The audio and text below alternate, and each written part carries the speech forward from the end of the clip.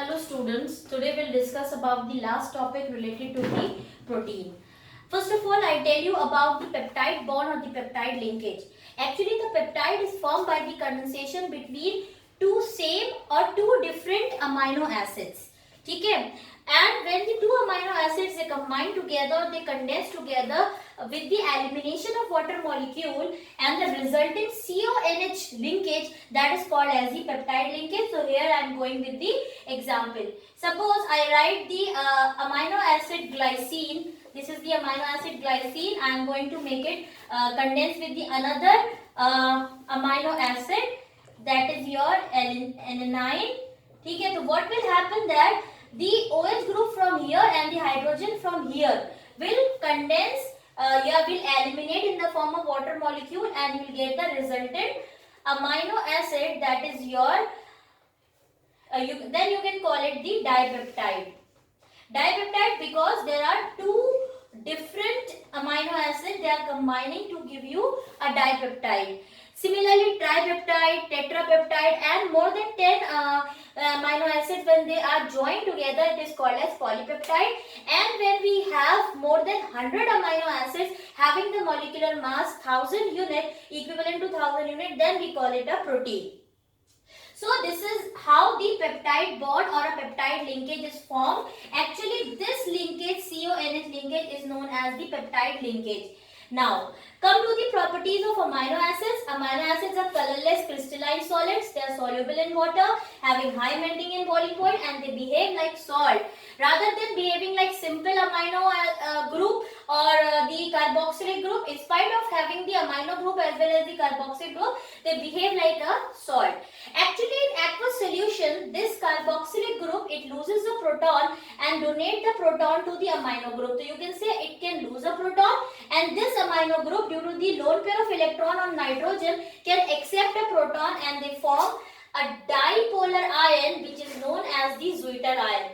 So this is how we can make the structure of a dipolar ion, which is known as the Zwitter ion. ठीक है, this is your dipolar ion having the negative and positive charge by the electron donation and acceptance of the proton.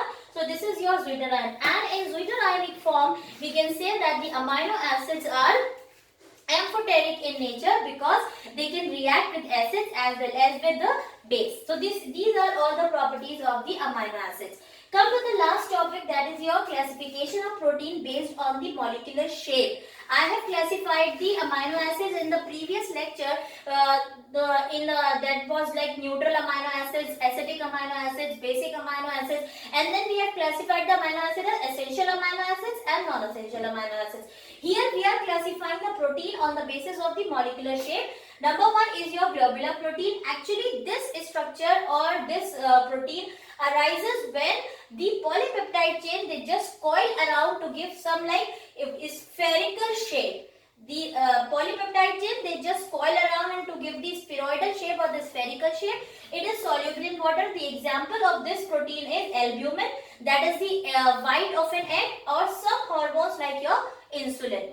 Now come to the another type of the protein, that is your fibrous protein, and in the fibrous protein the polypeptide chains, they run parallel to each other and they are held together by the hydrogen bond or disulfide bond, and they look like the fiber, or you can say the fiber like structure is formed in the fibrous protein, which is insoluble in water.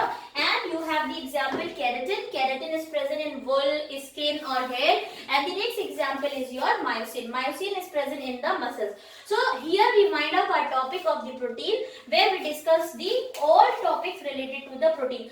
Okay, one more topic is there, that is the denaturation of protein.